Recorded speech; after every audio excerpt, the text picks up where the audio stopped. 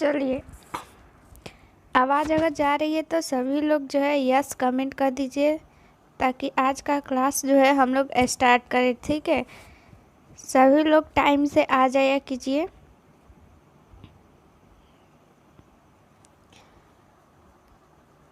चलिए, आवाज़ आ रही है, सभी लोग को गुड इवनिंग। ठीक है, सभी लोग को गुड इवनिंग। उसके बाद से चलिए अब हम लोग जल्दी से स्टार्ट कर देते हैं फर्स्ट क्वेश्चन बिना देरी किए। ठीक है, चलिए हमारा फर्स्ट क्वेश्चन क्या कहता है कि प्रसव के बाद पहले 2 सप्ताह में होने वाले योनि स्राव को क्या कहते हैं। यानी प्रसव के बाद सभी को पता है कि कितने सप्ताह तक स्राव होता है, 2 सप्ताह तक। ये क्वेश्चन में ही दिया हुआ है 2 सप्ताह तक। ऐसे आप लोग याद भी रखिएगा, 2 सप्ताह तक स्राव होता है। तो उस स्राव को क्या बोलेंगे? सो बोलेंगे, लोकिया बोलेंगे, लोकिया अल्बा बोलेंगे कि ब्लीडिंग बोलेंगे? क्या बोलेंगे?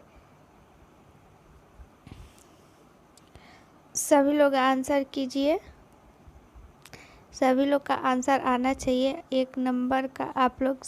और सभी लोग पेन और कॉपी ले कर के बैठिए। हमेशा जो भी एक्स्ट्रा फैक्ट बताया गया है तो वो आप लोग नोट कर लीजिएगा, अगर नहीं याद है तो। ठीक है, अगर आप लोगों को नहीं याद है तो आप लोग ज़रूर से ज़रूर नोट कर लीजिएगा। तो चलिए, सभी लोग का राइट आंसर आ रहा है ऑप्शन नंबर बी। तो देखिए, ऑप्शन नंबर बी ही होगा लोकिया। ठीक है, लोकिया। प्रसव के बाद जो 2 सप्ताह तक योनि से स्राव होता है उसे हम लोग लोकिया बोलते हैं। अगला क्वेश्चन देखते हैं हम लोग। अगला क्वेश्चन क्या बोलता है, देखिए लोकिया वाला बहुत इम्पोर्टेंट है। उसका हर जो है दिन मतलब चेंज होते रहता है कलर। आप लोग को बहुत बार बताया भी गया है। जो लोग को भी नहीं पता है, जो लोग भी अगर नई जुड़ी हैं, आप लोग पिछला क्लास आप लोग ज़रूर अटेंड कीजिए। ठीक है, पिछला क्लास अटेंड कीजिएगा ना तो फिर आप लोगों का, जैसे यहाँ पे ऑब्जेक्टिव पढ़ाया जा रहा है, ऑब्जेक्टिव के साथ साथ अब लोकिया आया था तो लोकिया के बारे में पूरा वहाँ पे डिटेल में बताया गया है। तो आप पिछला क्लास भी ज़रूर से ज़रूर टाइम निकाल के एक बार देख लीजिए।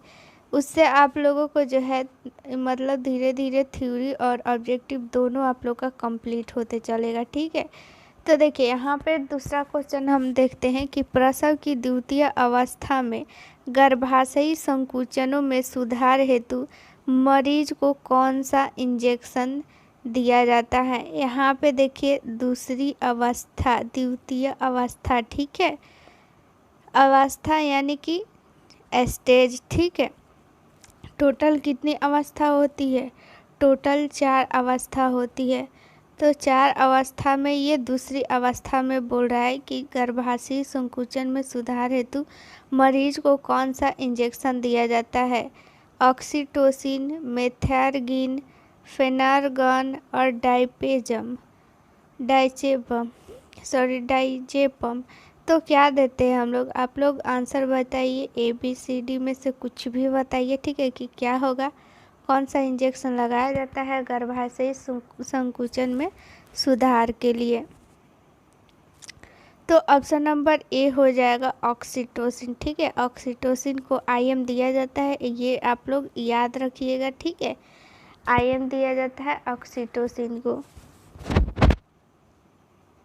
एक चीज़ और आप लोग याद रखिएगा कि इसको IV भी दिलाता है। ठीक है, IV भी दिलाता है।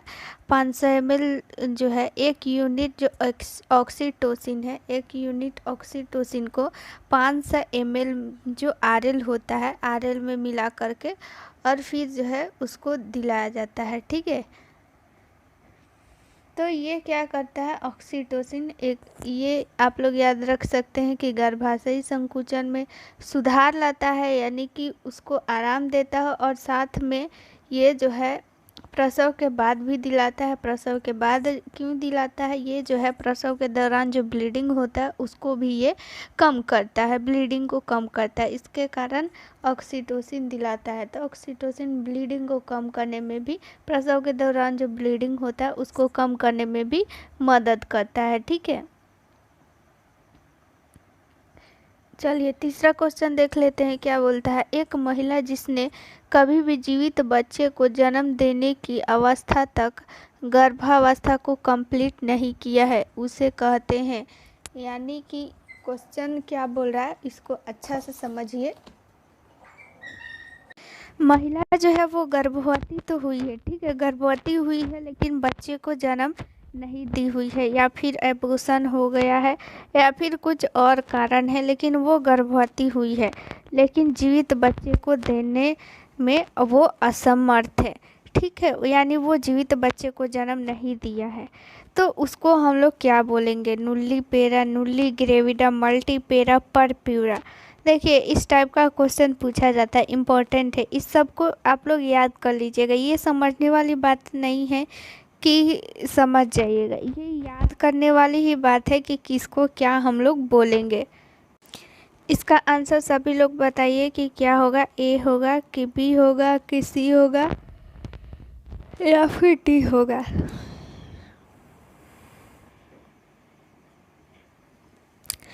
तो देखिए सबका राइट आंसर आ रहा है ए, राइट आंसर ए ही होगा, नुल्ली पेरा, ठीक है, जो कि पहले जो है माँ बन चुकी है, यानी वो गर्भावस्था धारण कर चुकी है, ठीक है, वो गर्भावस्था धारण कर चुकी है लेकिन बच्चे को जन्म नहीं दे पाई है, तो उसको हम लोग नुल्ली पेरा बोलेंगे, ठीक है। अगला क्वेश्चन देखते हैं कि एक माह के शिशु की माँ महिला नसबंदी की योजना बना रही है। मासिक रक्तस्राव के पश्चात सर्जरी के लिए आदर्श समय क्या है? देखिए क्वेश्चन ये बोल रहा है कि एक 5 माह की शिशु है, ठीक है, एक महिला है, उस महिला की 5 माह की एक शिशु है, ठीक है। अब ये महिला क्या चाह रही है कि हम नसबंदी करा ले, ठीक है। तो क्वेश्चन ये है कि वो चाहती है नसबंदी कराने, लेकिन ये आप लोगों से पूछ रही है कि आखिर हम कब सर्जरी करें, ठीक है। तो सर्जरी का आखिर कब उचित समय है? मासिक धर्म के रक्तस्राव के बाद जो है उसका उचित समय कब है, कब उसको नसबंदी करवाना चाहिए? ओवुलेटरी चरण, प्रोलेटरी फेरल पेज, सेक्रेटरी पोज और मासिक धर्म चरण। तो फेज को हिंदी में चरण बोलते हैं, याद रखिएगा, फेज बोलिए या फिर चरण बोलिए, बात बराबर है।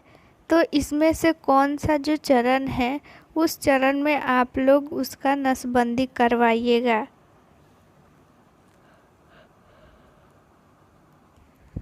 Option number B right answer है, ठीक है, बी आंसर होगा। सभी लोग जो है नोट कर लीजिए, सॉरी नोट नहीं कीजिए, ये तो आप लोग को मिल जाएगा पीडीएफ में, आंसर रहेगा। यहाँ पे जो है आप लोगों को ये बताना है कि आखिर प्रोलिफेटरी फेज किसे कहते हैं। देखिए इसको गुणन प्रावस्था भी बोलते हैं, फेज को प्रावस्था बोलिए या चरण बोलिए तो बात बराबर है। तो ठीक है, प्रोलिफेरेटिव जो होती है वो चरण, इसको हिंदी में क्या बोलते हैं? गुणन, ठीक है, याद रखिएगा गुणन बोलते हैं। अगर नहीं याद है तो आप लोग नोट कर सकते हैं। तो चलिए, बेसिकली जो मेंस्ट्रुअल साइकिल होती है ना, वो उसका 3 फेज होता है, ठीक है, 3 फेज होता है। पहला जो है वो रक्तस्राव चरण होता है, रक्तस्राव चरण या फिर रक्तस्राव फेज बोलिए, उसको इंग्लिश में बोलते हैं मेंस्ट्रुअल फेज, मेंस्ट्रुअल और यहाँ पे फेज लिख लीजिए। नहीं याद है तो वहाँ पे लिख लीजिए आप लोग। जब भी मेंस्ट्रुअल साइकिल स्टार्ट होती है तो ये जो मेंस्ट्रुअल साइकिल आप लोगों का स्टार्ट होता है, यानी कि जब भी रक्तस्राव स्टार्ट होता है, रक्तस्राव जो है वो कितना दिन तक रहता है? 3 से 5 दिन तक, ठीक है। तो ये 3 से जो 5 का दिन होता है उस हम लोग फेज को क्या बोलते हैं? रक्तस्राव प्रावस्था या फिर मेंस्ट्रुअल फेज बोलते हैं, ठीक है। उसके बाद क्या होता है कि ये जो है रक्तस्राव बंद हो जाता है, 3 से 5 दिन में रक्तस्राव बंद हो जाता है। उसके बाद जो है ये प्रोलिफेरेटिव फेज स्टार्ट होती है। इस फेज में क्या होता है ना, जैसे ही मेंस्ट्रुअल पीरियड जो है यानी रक्तस्राव बंद हो जाता है, ठीक है, बंद होने के बाद ये स्टार्ट हो जाता है प्रोलिलेटरी फेज। देखिए आप लोगों का यहाँ से जो है थ्योरी भी कंप्लीट होते जा रहा है।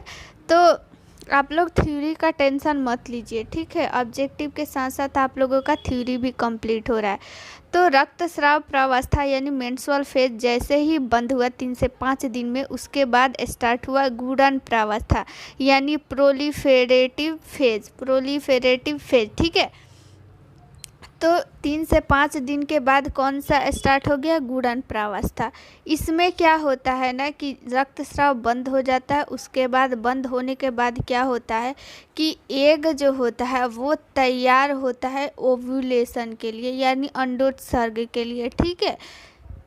किस फेज में स्टार्ट होता है, प्रोलिफेरेटिव फेज में। तो इतने दिनों में जो है ये तैयार करती है अंड को अंडोत्सर्ग के लिए यानी एग को ओव्यूलेशन के लिए तैयार करती है, ठीक है। तो इसमें जो है कितना दिन लग जाता है, 10 से 12 दिन तक टाइम लग जाता है, ठीक है। 10 से 12 दिन के बाद अंडोत्सर्ग होता है, ठीक है। अंडोत्सर्ग जैसे ही ये हुआ तब तक दूसरा फेज हम लोग का स्टार्ट हो जाएगा। प्रोलिफेरेटिव फेज के बाद कौन सा फेज स्टार्ट हो जाएगा, सेक्रेटरी फेज या फिर इसको ल्यूटियल फेज भी बोलते हैं, ठीक है। सेक्रेटरी फेज बोलिए या फिर ल्यूटियल फेज बोलिए, ठीक है। और इसी में जो होता है अंडोत्सर्ग होता है। उसके बाद से क्या होता है कि अगर वो स्पर्म आ गया तो उसमें ही जाइगोट ये सारा कुछ बनता है सेक्रेटरी फेज में, ठीक है। अगर स्पर्म नहीं मिला तो उसके बाद 14 दिन के बाद क्या हो जाता है, वो एग टूट जाता है। और फिर जो होता है वो फिर से जब एग टूट जाएगा, फिर से टूटने के बाद ब्लीडिंग स्टार्ट होगी। फिर ब्लीडिंग के बाद फिर एग बनना स्टार्ट होगा, फिर ओव्यूलेशन होगा। इस तरह से क्रिया जो है वो चलते रहती है, ठीक है। तो यहाँ पे हम लोग का राइट आंसर क्या हो जाएगा, प्रोलिफेरेटिव फेज। देखिए एक बार और बता देते हैं, बहुत लोग को समझ में नहीं आया है। देखिए क्या होता है कि हमारा मेंस्ट्रुअल साइकिल किससे स्टार्ट होता है, ब्लीडिंग से, ठीक है। तो ब्लीडिंग 3 से 5 दिनों तक रहती है। तो इसी हम लोग अवस्था को क्या बोलते हैं, रक्तस्राव प्रावस्था यानी मेंस्ट्रुअल फेज 3 से 5 दिन, ठीक है।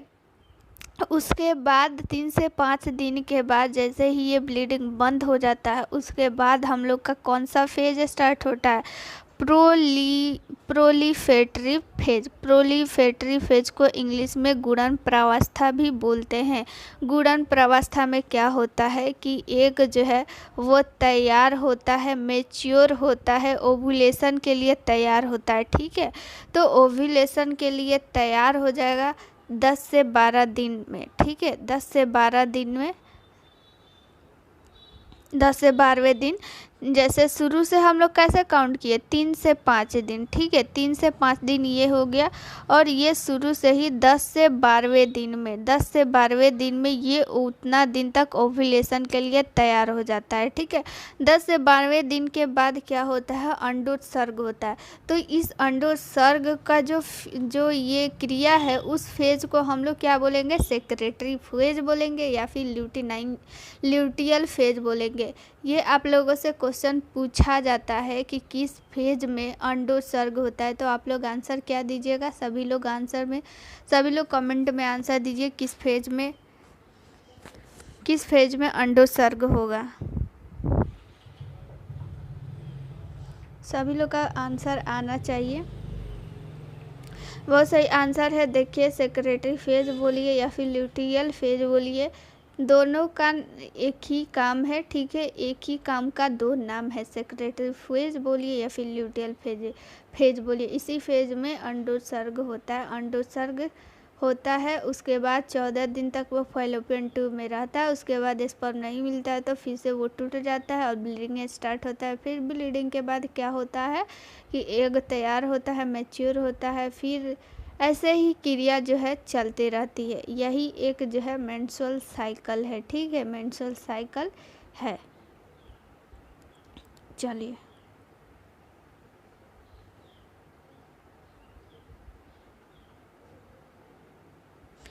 अगला क्वेश्चन कहता है, वह स्थिति जिसमें प्लेसेंटा सीधे माइट्रियम से जुड़ा रहता है, ठीक है।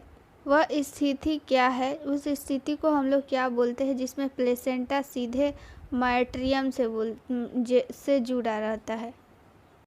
ठीक है, पहले आंसर बताइए, उसके बाद इस क्वेश्चन को समझाते। तो क्या होगा, ऑप्शन नंबर फर्स्ट है placenta previa, option number B है abruptio placenta, option number C है रिटेनेड प्लेसेंटा, और फिर ऑप्शन नंबर डी है प्लेसेंटा एक्रीटा। तो क्या होगा इसका आंसर, सभी लोग आंसर बताइए।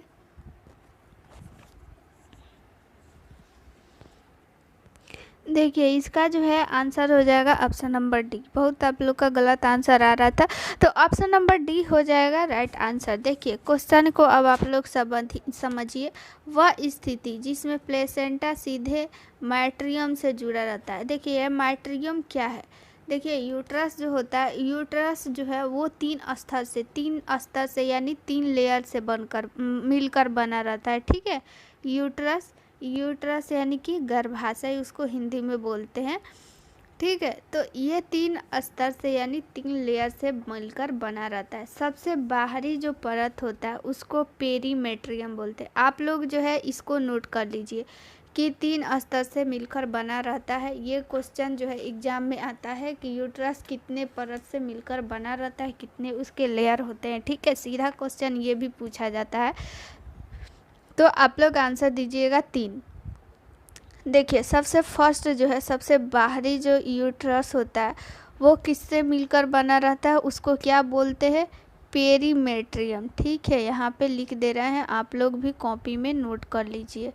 पेरीमेट्रियम, सबसे बाहरी परत को पेरीमेट्रियम बोलते हैं। उसके बाद जो मध्य परत होता है, मिडिल लेयर होता है, उसको हम लोग बोलते हैं मायोमेट्रियम। सबसे आंतरिक जो परत होती है वो है इंडोमेट्रियम। ठीक है, तो क्या होता है ना कि ये यूट्रस 3 लेयर हो गया। यूट्रस का कितना लेयर हो गया, 3 लेयर हो गया। पहला लेयर होगा पेरीमेट्रियम, दूसरा है मायोमेट्रियम, तीसरा है इंडोमेट्रियम। तो क्या होता है ना कि जो ऐसे नॉर्मल केसेस में ये जो प्लेसेंटा होती है पेरीमेट्रियम से जुड़ी रहती है, लेकिन ये जो है प्लेसेंटा एक्रीटा आप लोग को दिख रहा है, इस केस में क्या होता है कि प्लेसेंटा मायोमेट्रियम से जुड़ा रहता है। ठीक है, बहुत ही जो है मजबूती से मायोमेट्रियम से जुड़ा रहता है। तो इस केस को हम लोग बोलते हैं प्लेसेंटा एक्रीटा। ठीक है, इसमें बहुत सारा कॉम्प्लिकेशन आता है नॉर्मल डिलीवरी में। जब ये मायोमेट्रियम से जुड़ा रहता है ना प्लेसेंटा, तो डिलीवरी के समय बहुत सारा जो है ये ब्लीडिंग भी होता है, तो इसमें माँ को भी इसमें खतरा रहता है। तो आप लोग ये याद रखिएगा कि प्लेसेंटा जो है जब मायोमेट्रियम से जुड़ा रहता है तो उसको क्या बोलते हैं, प्लेसेंटा एक्रीटा बोलते हैं। ठीक है, चलिए अगला क्वेश्चन है, परिपक्व अंडे के विकास की प्रक्रिया को क्या बोलते हैं। जब एक जो है वो मैच्योर हो जाता है यानी परिपक्व हो जाता है, तो उसके वृद्धि और विकास को क्या बोलेंगे। ऑप्शन नंबर फर्स्ट है ओव्यूलेशन, ओफोरिया, ओजेनिस, ओसाइट। तो सभी लोग आंसर कमेंट में बताइए क्या होगा, A, B, C, D में से कुछ भी आंसर बताइए।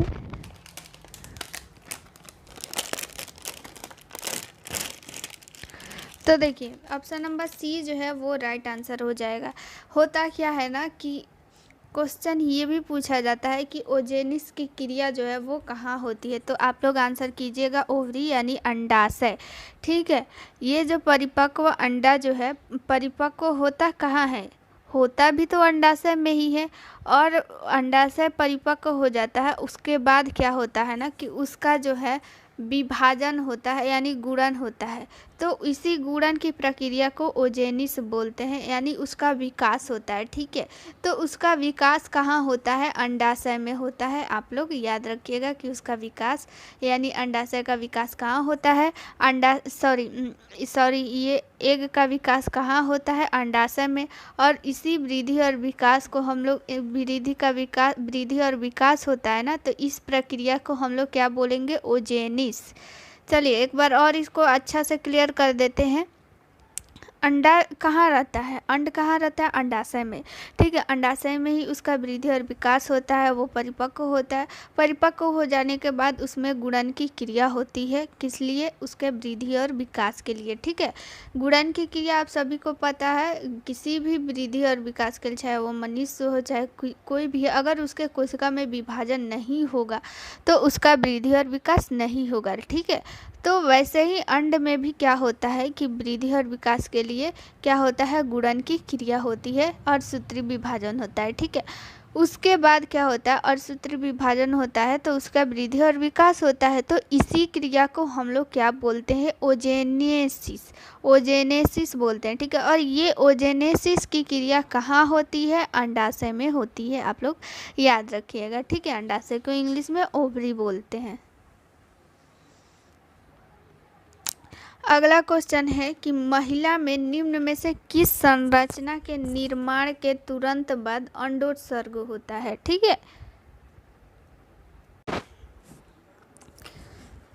तो देखिए क्या होगा इसका आंसर? ओगेनिया की प्राइमरी ओसाइट की सेकेंडरी ओसाइट की शुक्राणु जनन।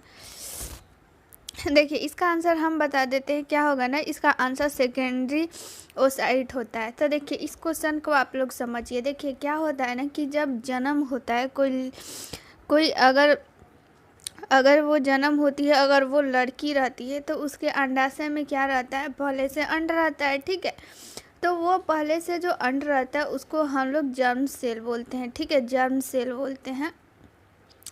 उसके बाद ये जर्म सेल क्या होती है कि डिवीज़न करती है। ठीक है, अर्धसूत्रण विभाजन होती है। ठीक है, अर्धसूत्रण विभाजन के बाद क्या होती है? जब तक प्यूबर्टी आती है, यानी कि प्यूबर्टी कब आएगा? 14 साल तक आता है, 12 से 14 साल में। ठीक है, 12 से 14 साल में। तो इस एज में आते आते क्या होती है कि जर्म सेल जो है, जर्म सेल के ऊपर एक और लेयर बन जाती है जिसको हम लोग सेकेंडरी ओसाइट बोलते हैं। जब तक ये सेकेंडरी ओसाइट नहीं बनेगा ना, तब तक अंडोत्सर्ग नहीं होगा। ठीक है, तो अपने आप को एक और आप लोग ये बोल सकती है ओसाइट। आप लोग देखिए ओसाइट को आप लोग एक भी बोल सकती हैं। ठीक है, ओसाइट से आप लोग एक को भी रिलेट कर सकती हैं। तो ये जो है सेकेंडरी, जब ये जन्म होता है कोई महिला का, कोई लड़की का, तो जो जन्म लेती है तो उसमें जो अंड रहता है तो उसको हम लोग जर्म सेल बोलते हैं। लेकिन जैसे जैसे एज जो है बढ़ती है और ये जो है परिपक्वता की ओर बढ़ती है। ठीक है, परिपक्वता के बाद बढ़ती है, एग जो है अपना वृद्धि और विकास करता है, गुणन करता है। तो उसके बाद ये जर्म सेल के बाद क्या कहलाती है? जर्म सेल के बाद ये कहलाती है सेकेंडरी ओसाइट। ठीक है, एग को ही सेकेंडरी ओसाइट बोलने लगते हैं। ठीक है, जब उसका ओवुलेशन हो जाता है ना, तब उसको एग बोलते हैं। लेकिन जब तक ये अंडाशय में रहती है तब तक हम लोग उसको जो है जर्म सेल, सेकेंडरी ओसाइट, ये सारी नामों से बोलते हैं। तो 12 से 14 वर्ष जैसे ही आती है तब तक ये जो है गुणन करके सेकेंडरी ओसाइट बन जाती है। जब तक सेकेंडरी ओसाइट नहीं बनेगी तब तक ओवुलेशन नहीं होगा। ठीक है, तो हम लोग ये भी बोल सकते हैं कि ओवुलेशन में किसका ओवुलेशन होता है? सेकेंडरी ओसाइट का, क्योंकि जब तक सेकेंडरी ओसाइट नहीं बनेगा तब तक ओवुलेशन यानी अंडोत्सर्ग नहीं होगा। ठीक है,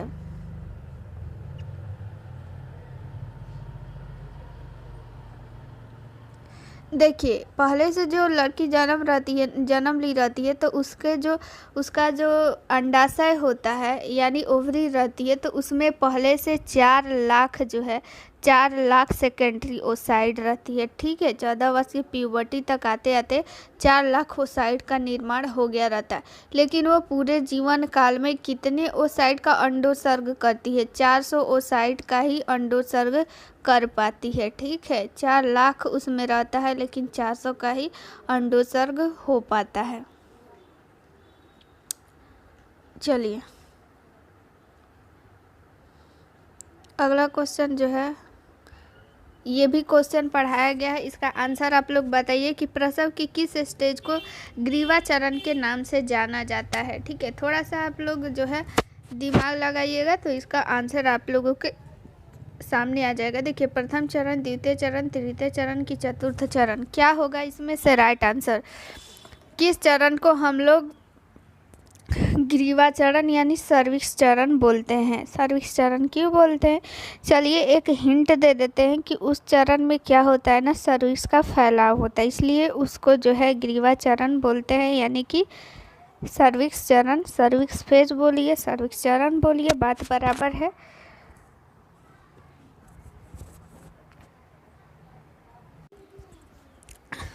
तो देखिए इसका आंसर जो है वो फर्स्ट चरण हो जाएगा। राइट आंसर सबका फर्स्ट चरण आ रहा था, फर्स्ट चरण ही आंसर होगा, क्योंकि फर्स्ट चरण में ही क्या होता है कि सर्विक्स का फैलाव होता है। सर्विक्स का अधिकतम फैलाव कितना होता है आप सभी लोग बताइए तो,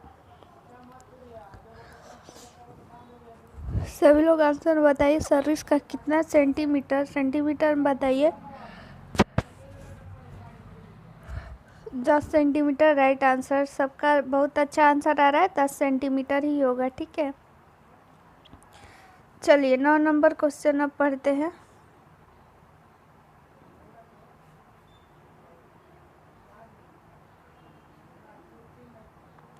गर्भावस्था में शारीरिक रक्ताल्पता का कारण है प्लाज्मा मात्रा में वृद्धि, एपीएच के कारण खून के कमी, हीमोलाइसिस में वृद्धि, हुकवर्म में संक्रमण।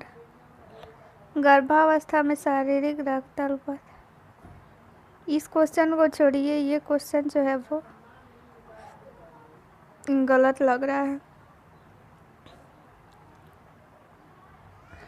चलिए अगला क्वेश्चन देखते हैं, इम्पोर्टेंट क्वेश्चन है अगला क्वेश्चन। ठीक है, गर्भावस्था में एक से अधिक भ्रूण का एक साथ विकास होना क्या कहलाता है? यानी कि गर्भावस्था में जो है वो सामान्य अवस्था में क्या रहता है, एक भ्रूण रहता है, लेकिन एक से अधिक अगर भ्रूण रहे, 2 रहे, 3 रहे, तो उस जो है गर्भावस्था को हम लोग किस नाम से जानते हैं?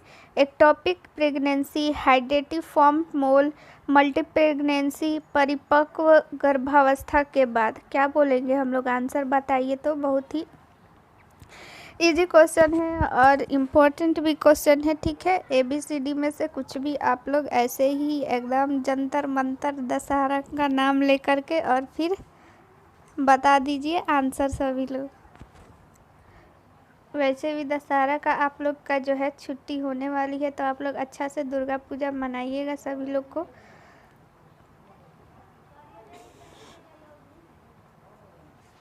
ठीक है, तो क्या हो जाएगा? राइट आंसर सी आ रहा है, तो राइट आंसर सी ही होगा। ठीक है,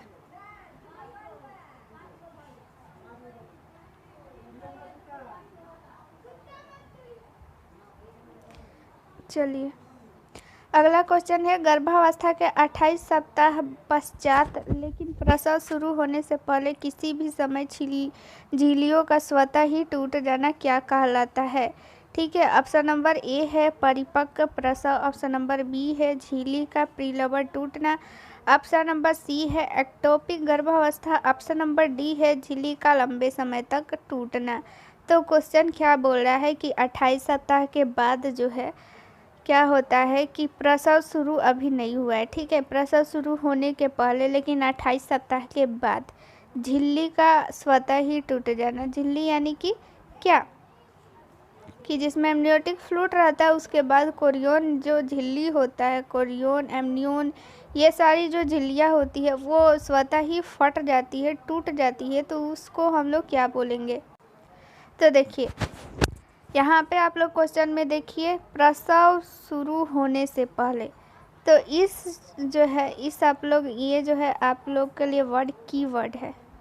इस कीवर्ड का आप लोग यूज कीजिए और ऑप्शन पढ़िए और आंसर दीजिए। अपरिपक्व प्रसव, झिल्ली का प्री लेबर नहीं होगा, यहाँ पे लेबर होगा, ठीक है, लेबर टूटना, एक्टोपिक गर्भावस्था। चलिए इतना हिंट तो दे दिए हैं, तो आप लोग आंसर बताइए। गर्भ, देखिए प्रसव शुरू होने से पहले, प्रसव को हम लोग इंग्लिश में क्या बोलते हैं, लेबर, ठीक है, लेबर, और पहले का मतलब प्री। तो अभी भी आंसर बता दीजिए क्या होगा answer. Right answer option number B जो है वो आने लगा है। ऑप्शन नंबर बी ही राइट आंसर होगा। देखिए क्या होता है ना कि 28 सप्ताह के बाद अगर जो है 28 सप्ताह अगर हो गया है उसके बाद, या फिर अभी लेबर का उसका टाइम नहीं हुआ है, प्रसव का टाइम नहीं हुआ है, यानी प्रसव के पहले ही वो झिल्ली टूट जाता है, तो उसको प्री लेबर झिल्ली टूटना बोलते हैं, ठीक है। चलिए इसका आप लोग आंसर दीजिए। इसका आंसर तो आप लोग बिना जो है क्वेश्चन पढ़े भी दे सकती हैं, जो लोग भी पहले से जुड़ी हुई है, या फिर जो लोग भी पहले पिछले का वीडियो देखी होंगी तो उन लोगों को पता होगा। तो ऑप्शन नंबर फर्स्ट है डाउन सिंड्रोम, मल्टीपल गर्भावस्था और तंत्रिका ट्यूब दोष। तो इन सारी दोष में क्या हो जाएगा, ऑप्शन नंबर डी आंसर आ रहा था, ऑप्शन नंबर डी ही राइट आंसर हो जाएगा। तो इन सारी दोषों में क्या होता है कि भ्रूण, अल्फा भ्रूण प्रोटीन पाया जाता है।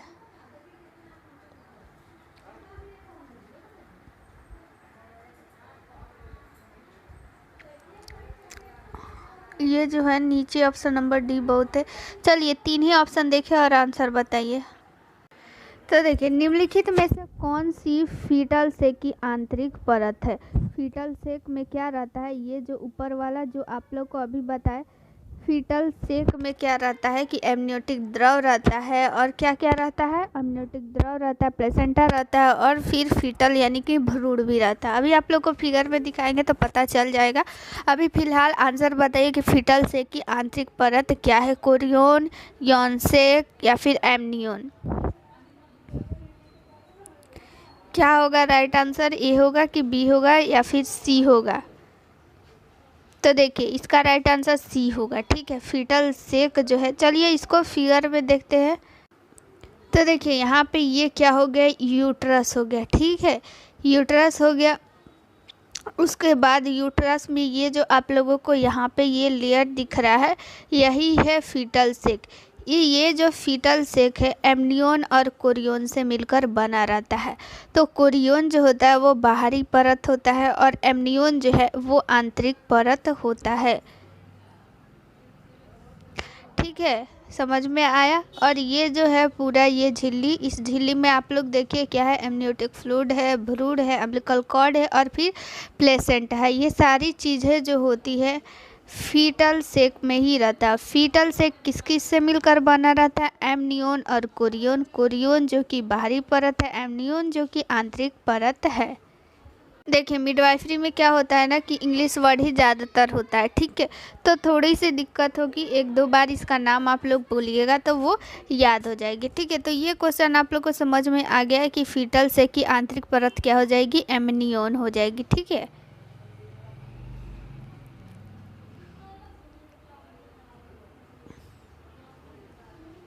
देखिए यहाँ पे क्वेश्चन क्या बोल रहा है, उल्ब द्रव का सामान्य रंग। उल्ब द्रव से यहाँ पे इसका मतलब ये है कि एमनियोटिक फ्लूइड, ठीक है।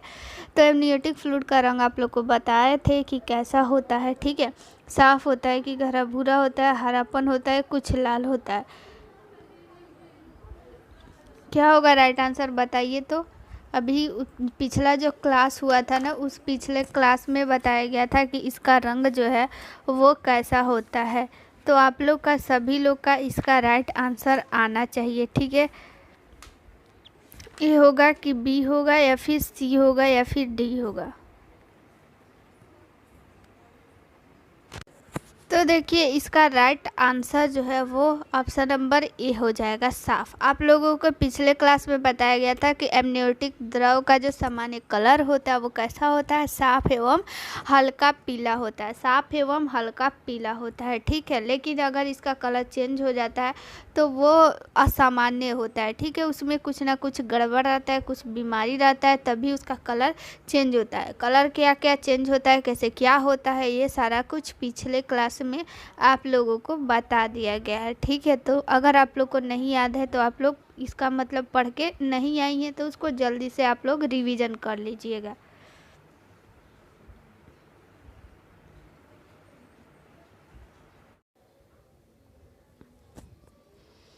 देखिए 12 सप्ताह से पूर्व गर्भ समापन का सबसे सुरक्षित तरीका है। ऑप्शन नंबर फर्स्ट है सक्शन, इक्वेशन, डाइलेटेशन व क्यूरेटेज लिमिनेरियर टेस्ट, और ऑप्शन नंबर डी है प्रोलैक्टेंडिस।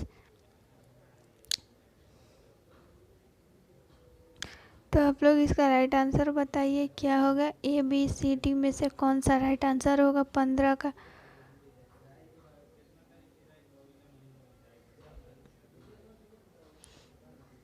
देखिए 15 का ऑप्शन नंबर डी जो है वो राइट आंसर हो जाएगा, ठीक है।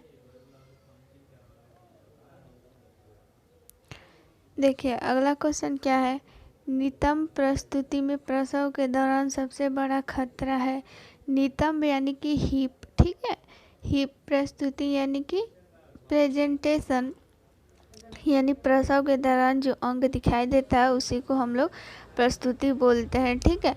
तो वो हिप जब प्रस्तुति रहता है, प्रस्तुति के बारे में आप लोग को बताया भी गया है कि आखिर प्रस्तुति क्या है, ठीक है। तो नितंब प्रस्तुति में प्रसव के दौरान सबसे बड़ा खतरा क्या है। ऑप्शन नंबर फर्स्ट है पैर का अधोविस्थापन, रज्जु बाह का अधोविस्थापन और आकस्मिक प्रसव। सीधी सी क्वेश्चन ये है कि अगर जो है हिप का प्रस्तुति हो जाए तो प्रसव में सबसे बड़ा खतरा किसको आने वाला है। तो देखिए इसका राइट जो आंसर होगा वो ऑप्शन नंबर बी होगा, रज्जु, ठीक है। यानी कॉर्ड पे जो है खतरा आएगा, क्योंकि वो जो है मान लीजिए कि ये क्या है, ऐसे यूट्रस रहता है, तो बच्चा जो नॉर्मल जो भी रहता है उसका सिर जो है ऐसे दिखते रहता है, लेकिन हिप दिख रहा है, यानी कि बच्चा जो है वो उल्टा है ऐसे। तो उल्टा जब रहता है ना तो कॉर्ड में उस टाइम खतरा रहता है।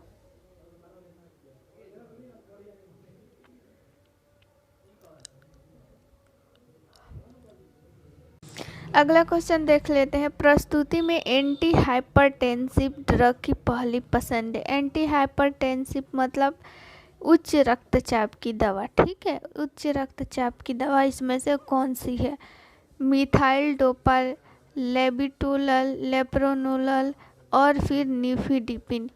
क्या होगा, हाई जो है ब्लड प्रेशर की यहाँ पे दवा पूछ रहा है कि कौन सा दवा जो है सबसे फेमस दवा है हाई ब्लड प्रेशर की। सभी लोग आंसर बताइए, इस टाइप का भी क्वेश्चन पूछा जाता है।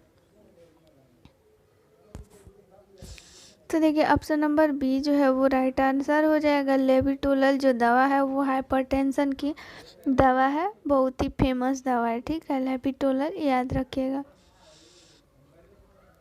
अगला क्वेश्चन है, निम्न में से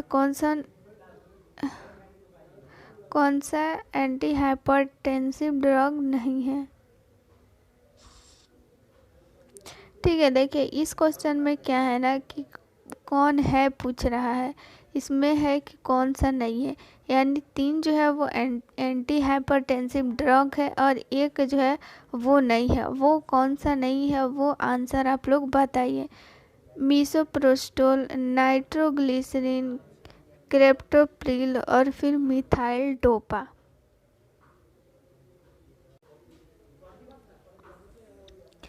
आप लोग आंसर ज़रूर बताइए कि कौन सी जो दवा है वो हाइपरटेंसिव की दवा नहीं है, ठीक है, यानी उच्च रक्तचाप की दवा नहीं है।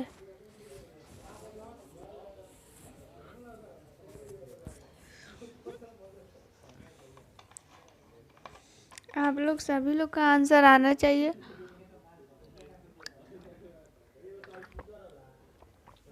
तो देखिए ऑप्शन नंबर फर्स्ट जो है वो राइट आंसर हो जाएगा, मीसोप्रोस्टॉल। ये जो है मीसोप्रोस्टॉल जो है वो हाइपरटेंशन की दवा नहीं है, ये अल्सर की दवा है। ठीक है, पेट में जो अल्सर हो जाती है तो उसी की दवा है ये। अगला क्वेश्चन देखते हैं।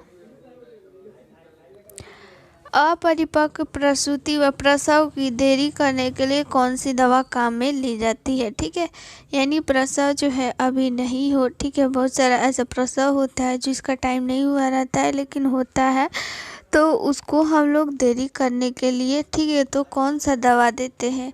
Oxytocin, tocolytics agents, prostaglandin, diuretic. इसका आंसर बताइए सभी लोग, क्या होगा। ऑप्शन नंबर ए होगा या फिर बी होगा या सी होगा या फिर डी होगा, क्या होगा। देखिए इसका आंसर हम बता देते हैं, लोकोलाइटिक एजेंट।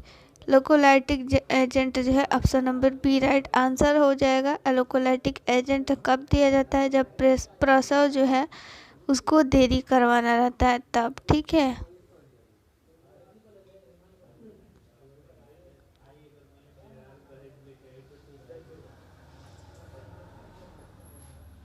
अगला क्वेश्चन है, गर्भावस्था की प्रथम ट्राइमेस्टर के दौरान कौन सी महिलाएं सामान्यतः जी मिचलाना एवं उल्टी आने की अनुभव करती हैं। ये लक्षण किसके स्तर में वृद्धि के प्रति अनुकूल दर्शाते हैं। यानी सीधी सी क्वेश्चन ये है कि जब फर्स्ट ट्राइमेस्टर में ये जो लक्षण दिखता है जी मिचलाना उल्टी, ये जो है किसके वृद्धि के कारण से होता है। ठीक है, कौन से हार्मोन की वृद्धि के कारण होता है। तो ऑप्शन नंबर फर्स्ट है एस्ट्रोजन, प्रोजेस्टेरोन, लुटिनाइजिंग और कोरियोनिक गोनाडोट्रोपिन। क्या होगा राइट आंसर, किसके वृद्धि के कारण ये जो है उल्टी ये सब कुछ हम लोग को फील होता है। इम्पोर्टेंट क्वेश्चन है। ठीक है, तो देखिए ऑप्शन नंबर डी जो है कोरियोनिक गोनाडोट्रोपिन जो हार्मोन होता है, इसी हार्मोन के कारण क्या होता है कि जी मिचलाना ये सारा कुछ फील होता है। ये हार्मोन तो होता ही है, लेकिन जब प्रेगनेंसी स्टार्ट होती है ना तो उस टाइम कोरियोनिक गोनाडोट्रोपिन हार्मोन जो है बहुत ज़्यादा मात्रा में हो जाती है, जिसके कारण ये सारा जो लक्षण आप लोग को दिख रहा है जी मिचलाना उल्टी, ये सारा कुछ दिखाई देने लगता है।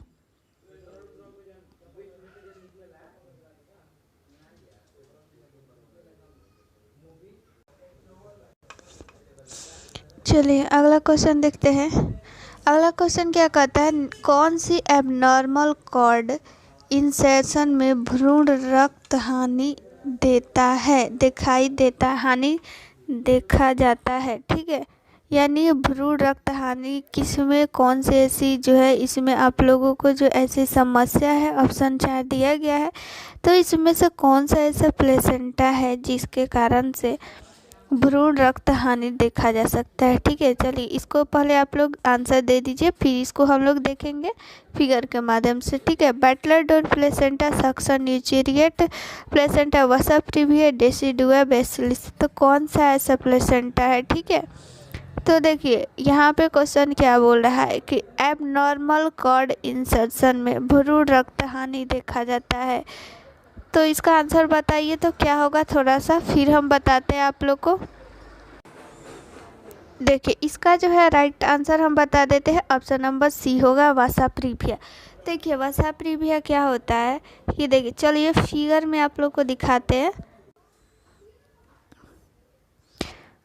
देखिए इस फिगर को आप लोग देखिए जैसे कि नॉर्मल जो एक डिलीवरी होती है उसमें क्या होती है कि ये जो आप लोगों को यहाँ पे दिख रहा है फीटल ब्लड वेसल्स, यानी जितना भी आर्टरी ये सब कुछ होता है जिससे रक्त जो है आता जाता है, पोषण ये सब कुछ जाते रहता है, तो वो एम्बिलिकल कॉर्ड के अंदर रहता है।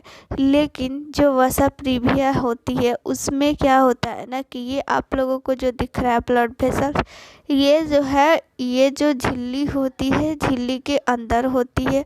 और फिर ये जो आप लोगों को सर्विक्स दिख रहा है सर्विक्स के मुंह को क्रॉस करते हुए जाती है। तो जब भी डिलीवरी का समय आता है तो ये जो है फट जाती है या टूट जाती है, जिसके कारण से भ्रूण में बहुत सारा हानि होता है ब्लड का। तो इसमें जो है सिजेरियन किया जाता है। ये बहुत ही रेयर केस में होता है वसा प्रीविया, ठीक है। तो यही है वसा प्रीविया, ठीक है। ये जो जितना भी ब्लड वेसल्स होता है ये एम्बिलिकल कॉर्ड के अंदर होता है, लेकिन वसा प्रीविया में एम्बिलिकल कॉर्ड के बाहर होता है। ये ऐसे इसको जो है ये जो मुख है इसका सर्विस का ये पूरा इसको जो है ढके हुए रहता है, क्रॉस किए रहता है, ठीक है। जिससे कि जन्म लेने के समय ये जो है टूट जाती है। जब भी झिल्ली फटती है तो ये भी टूट जाती है, जिसके कारण ब्लड लॉस होता है। तो इस स्थिति में जो है सिजेरियन करना पड़ता है। तो आप लोग को समझ में आ गया वसा प्रीविया। चलिए अगला क्वेश्चन देख लेते हैं। अगला क्वेश्चन भी आप लोग को बता दिया गया, इसका आंसर बताइए सभी लोग। प्रसव के दौरान माँ व शिशु की स्थिति के अभिलेखन के निम्नलिखित में से कौन सा ग्राफ उपयोग करते हैं, ठीक है। वो कौन सा ग्राफ है जिसमें माँ और जो है शिशु दोनों की स्थिति का हम लोग उसमें अवलोकन करते हैं, ठीक है। प्रसव अभिलेख पार्टोग्राफ, जीवन चिन्ह ग्राफ और प्रगति ग्राफ। किसमें ग्राफ ऐसा कौन सा ग्राफ है जिसमें माँ और बच्चे दोनों की स्थिति को इंगित करते हैं, ठीक है। इसका आंसर बताइए सभी लोग। तो देखिए इसका जो है option number B right answer आ रहा है। तो right answer option number B ही होगा, पार्टोग्राफ। पार्टोग्राफ में जो है माँ और बच्चे दोनों की स्थिति को दर्शाया जाता है, ठीक है।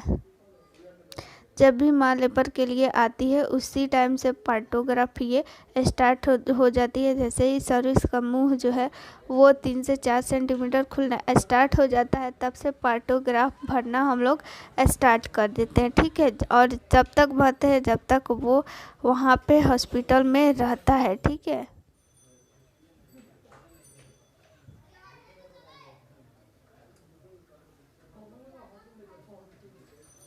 अगला क्वेश्चन है न्यूरल ट्यूब डिफेक्ट में शामिल नहीं है, यानी कौन सा ऐसा जो है इसमें से आप लोगों को ये 4 ऑप्शन है जो न्यूरल ट्यूब डिफेक्ट में शामिल नहीं है, यानी न्यूरल ट्यूब डिफेक्ट में नहीं आता। ऑप्शन नंबर फर्स्ट है इंसेफिली, ऑप्शन नंबर बी है spina bifida, option number C है एंसिफिलिसिस और ऑप्शन नंबर डी है हाइड्रोसिल।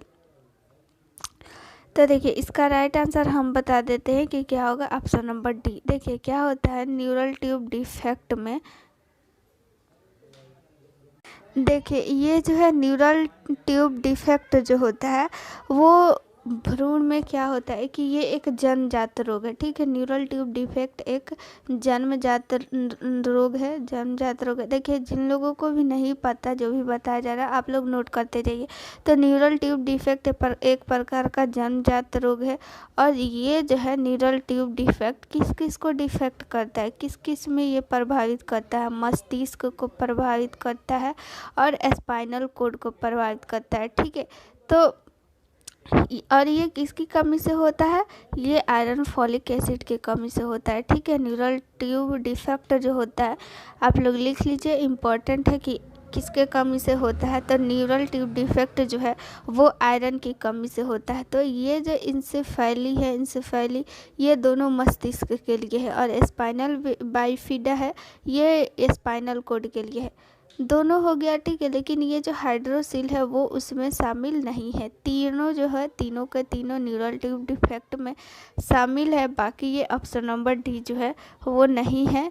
तो ऑप्शन नंबर डी ही हम लोग का राइट आंसर हो जाएगा। अगला क्वेश्चन देखते हैं।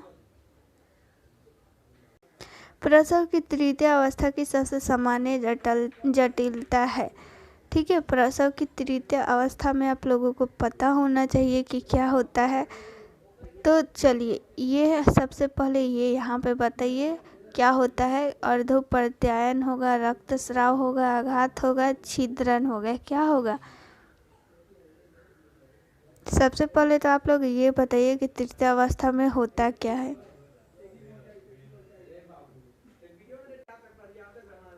तृतीय अवस्था में क्या होता है बताइए, कितना बार बता दिया गया है आप लोग को।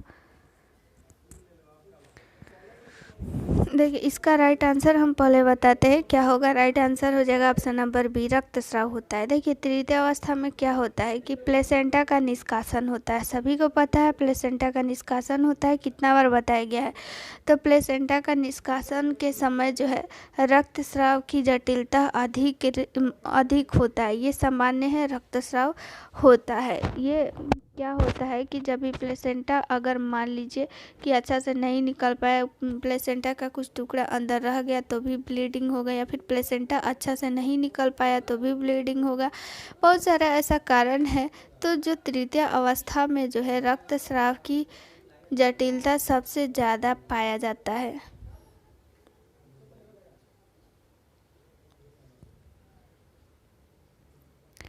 अगला क्वेश्चन देख लेते हैं हम लोग। अंडवाहिनियां अस्थानिक गर्भावस्था में अंडवाहिनी के फटने का शल्य क्रियात्मक उपचार है। सीधे से क्वेश्चन, बस इतना आप लोग जानिए कि अंडवाहिनी के फटने का शल्य उपचार क्या है। यानी अंडवाहिनी का जब हम लोग जो है शल्य उपचार करते हैं यानी सिजेरियन करते हैं तो उसको हम लोग क्या बोलते हैं, ठीक है। सल्पिंजेक्टिव, ओपेरेक्टोमी, हिस्टेरेक्टोमी और वैसेक्टोमी, क्या बोलेंगे। जब भी अंडवाहिनी जब फट जाती है तो उसका शल्य उपचार होता है तो उसको हम लोग क्या बोलेंगे, बताइए। राइट आंसर क्या हो जाएगा, ए होगा कि बी होगा या फिर सी या फिर डी, क्या होगा इसका राइट आंसर। इम्पोर्टेंट क्वेश्चन है, ठीक है। तो देखिए, आंसर आप लोगों का बी और सी आ रहा है, जो कि बिल्कुल गलत है। Option number A right answer होगा, सल्पिंजेक्टोमी, ठीक है। सल्पिंजेक्टोमी बोलेंगे जब अंडवाहिनी का जब उपचार होगा, अंडवाहिनी का जब उस समय जो है सीला जाएगा। सीधी सी सरल सी यही लैंग्वेज है कि अंडवाहिनी का जब वो फट जाती है तो क्या हो जाएगा, उसको सीला जाएगा। तो उसी को हम लोग क्या बोलेंगे, सल्पिंजेक्टोमी, कि सल्पिंजेक्टोमी हो रहा है, ठीक है। चलिए, अगला क्वेश्चन है गर्भस्थ शिशु के संकट में। यहाँ पे आप लोग नंबरिंग में ध्यान मत दीजिएगा, नंबरिंग जो है वो गलत है। 24 25 के बाद यहाँ पे 14 आ गया है, तो यहाँ पे नंबरिंग जो है वो गलत है, ठीक है। इसको आप लोग ध्यान मत दीजिए। गर्भस्थ शिशु के संकट में होने पर एमनियोटिक फ्लूइड में पाया जाता है। देखिए, एमनियोटिक फ्लूइड में क्या ऐसा पाया जाएगा जो कि हम लोग समझेंगे गर्भस्थ जो शिशु है यानी कि जो बेबी है वो संकट में है। वर्निक्स कैसियोसा, मिकोनियम, पॉलीहाइड्रेमनियोस और बाइल, क्या हम लोग जानेंगे, किसकी उपस्थिति से हम लोग जानेंगे कि जो गर्भस्थ शिशु है वो जो है संकट में है, ठीक है। आप लोग बैकग्राउंड आवाज़ को जो है आज थोड़ी देर के लिए इग्नोर कर दीजिए, थोड़ी सी दिक्कत है, कल से उसके बाद से नहीं होगा, ठीक है। तो देखिए, इसका राइट आंसर हो जाएगा मिकोनियम, ठीक है। मिकोनियम क्या है, जब भी कोई शिशु जब पहली बार मलत्याग करता है तो उसको हम लोग मिकोनियम बोलते हैं। तो उसी को हम लोग क्या बोलेंगे, मिकोनियम। जो भी अंदर में वो भोजन किया रहता है तो उसी का जो निकलता है, वो पहला जो मल निकलता है तो उसको हम लोग मिकोनियम बोलते हैं। यानी कि एक और शब्द में, नया शब्द में बोला जाए कि नवजात शिशु का जो पहला मल होता है उसको हम लोग मिकोनियम बोलते हैं, ठीक है। इसका कलर आप लोगों से पूछे तो कलर बताइएगा गहरा हरा, ठीक है। कलर भी आप लोग से पूछ सकता है तो आप लोग बताइएगा गहरा हरा, ठीक है। चलिए, अगला क्वेश्चन, इसका आंसर बताइए। ये क्वेश्चन तो कितना बार, मतलब 50 से 60 बार बताया गया होगा, तो इसका आंसर गलत नहीं आना चाहिए। महिला में अंडे का निषेचन होता है, यानी फीमेल में अंड का निषेचन यानी फर्टिलाइजेशन कहाँ होता है, योनि में होता है, डिंबवाहिनी में होता है। डिंबवाहिनी को इंग्लिश में फैलोपियन ट्यूब बोलते हैं, याद रखिएगा। गर्भाशय में होता है कि गर्भाशय ग्रीवा में होता है। क्या होगा राइट आंसर? ए होगा, बी होगा, सी होगा या फिर डी होगा? सभी का इसका आंसर जो है वो राइट आना चाहिए, क्योंकि ये क्वेश्चन बहुत बार बताया गया है।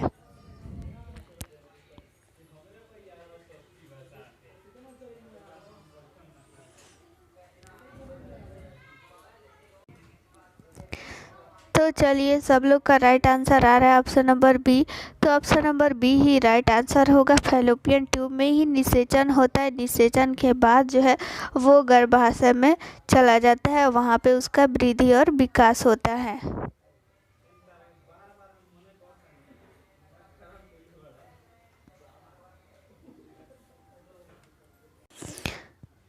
तो ये जो है ये क्वेश्चन इसमें ऑप्शन गलत है। तो ये रहा आज आप लोगों का क्लास जो है थोड़ी सी कम आज आप लोगों के क्लास पढ़ाई हुआ है। फिर जो है दशहरा के बाद आप लोग का क्लास जो है वो अच्छा से कंटिन्यू हो जाएगा। आप लोग अच्छा से दशहरा मनाइए। क्लास भी इधर 2-3 दिन बंद रहेगा, सर आप लोग को बता भी दिए होंगे।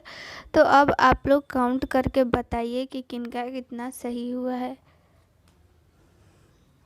जो भी क्लास में आप लोगों को पढ़ाया जाता है, जो भी एक्स्ट्रा फैक्ट है, अगर आप लोग को नहीं पता है तो आप लोग ज़रूर उसको नोट कीजिए और फिर उसको रिवाइज कीजिए, क्योंकि यहाँ पे जो है आप लोगों का बहुत इम्पोर्टेंट यहाँ पे जो भी क्वेश्चन रहता है उससे रिलेटेड बता दिया जाता है।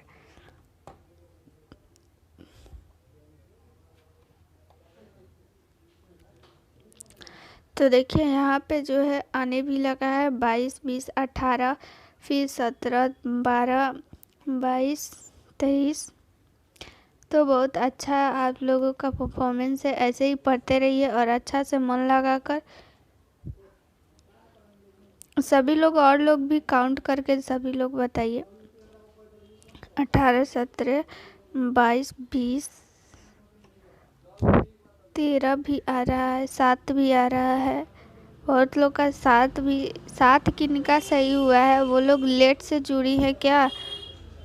जिन लोगों का भी अगर 7 आया हुआ है ना, तो वो लोग थोड़ा ध्यान दीजिए पढ़ने में, क्योंकि इसमें देखिए निगेटिव मार्क भी है। यहाँ पे तो आप लोग निगेटिव नहीं ऐड करती हैं, लेकिन वहाँ पे निगेटिव भी मार्क रहेगा, वो भी 1/4।